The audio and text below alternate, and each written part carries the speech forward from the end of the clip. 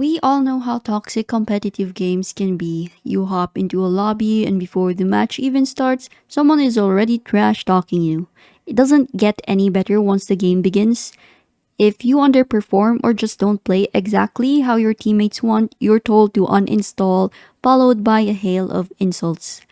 More often than not, this escalates into a full blown shit talking session. Though it actually gets funny sometimes because it turns into a creative contest of who can be more offensive. And I'll admit, I've had my fair share of moments where I've talked enough shit to make a player shut the fuck up and sometimes had other players quit a game. But at least in these games, the toxicity is honest. You expect it, and it's been that way for so long that it has become part of the gaming subculture. What I wasn't prepared for was the toxicity hidden behind pastel colors, farming sims, and positive vibes only titles. As a child, I've always enjoyed playing cozy games.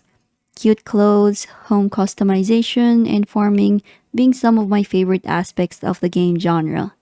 And for the most part, I've always played these games solo, so I was never really exposed to the community side of the game genre until Heartopia.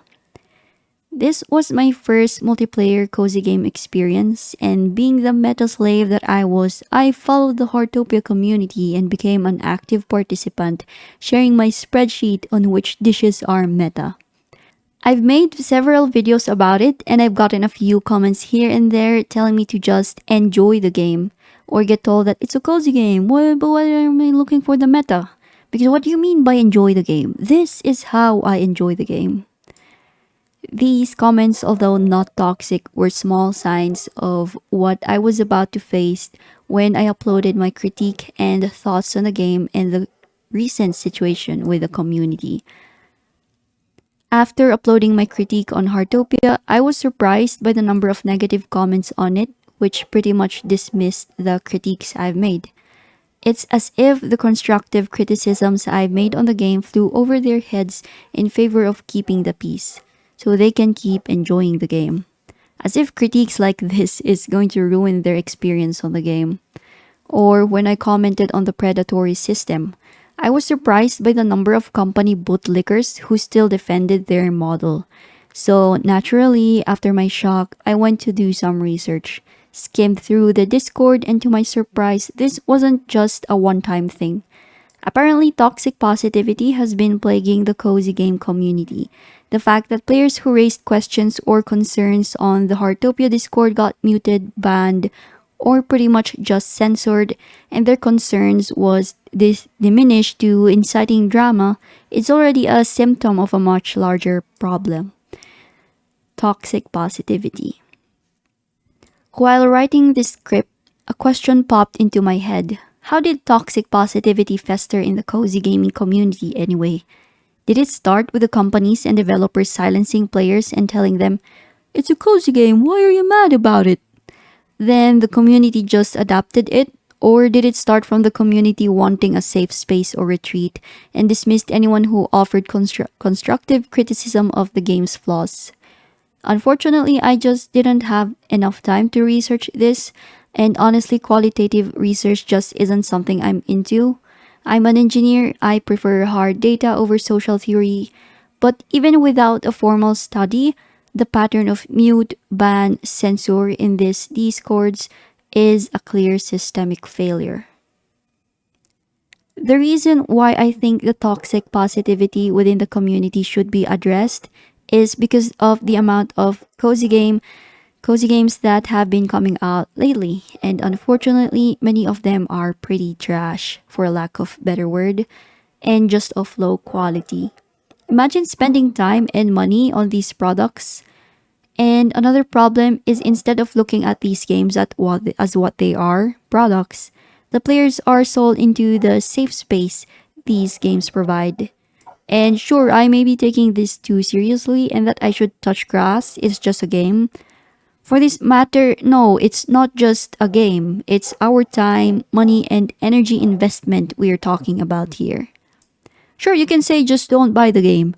But if we keep perpetuating this kind of behavior, excusing predatory monetization practices, excusing low quality half baked production just because it's a cozy game, then when are we gonna finally have our hands into a cozy games that's actually of quality? I'm not saying there are no quality cozy games out there, and let's not confuse cozy games and comfort games together. It's that if the community standards of video games is this low, then companies are gonna keep getting away with making half-baked trash and calling it a day. Then either put an overpriced rating on it or add a gacha mechanic on it. I'd give you an example of how the League community handled it. Last year, Riot decided to remove the feature where you get Hextech chests for free whenever you get an S- or above on a champion for the first time that season. This was also the time when they were exploring the gacha monetization model, which kind of started with TFT. The players were livid. Mind you, there's a variety of items you can get from Hextech chests, and most players are mostly in it for the skins. Skins that are, by the way, optional to League of Legends. Whereas for cozy games, cosmetics have more weight in the game than it does to a game like League of Legends. Because who the fuck plays League of Legends to play dress up? But in a cozy game, dress up is the end game. When a developer locks the best customization behind a gacha or paywall, they aren't selling a skin, they are selling the core gameplay back to you in pieces. After the backlash from the community, Riot Games actually put the free-to-play Hextech chests back up and even made it easier for players to acquire them. Additionally, when Irelia got reworked, all of her skins and splash arts were reworked. Players were mad about the Frostbutt Irelia. When loading in-game, you get to see a fraction of the full splash art. It wasn't the splash art that players had an issue with, is that her butt wasn't visible on the loading screen. And this has little to no impact on the game, but the community bullied a company into putting the Frostbutt Irelia splash art back up. There's also the $500 Ari skin that prompted a boycott which didn't work, and I thought that was worth mentioning. Additionally, I want you to think about this. $60 gets you the base game of Elden Ring. A massive replayable world with incredible architecture, rich lore, written by humans, George R.R. Martin, by the way, and a polished gameplay experience. $60 for a game that is by no means half-baked. If the cozy gaming community keeps silencing other players within the community for being constructive, then companies will think they can get away with what they're doing because they have white knights backing them up for free anyways. I think it's time that cozy gamers raise their standards. If we keep excusing half-baked cozy trash, we aren't being kind. We are being bad consumers.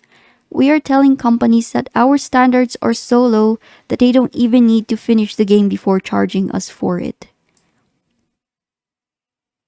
Before I close this video, how about we play a bet? If someone leaves a comment and it's obvious they didn't watch the video or listen to what I have to say, you subscribe.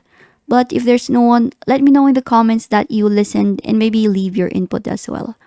So thank you all for watching or listening. That will be it for now. I'll see you on the next one. Bye.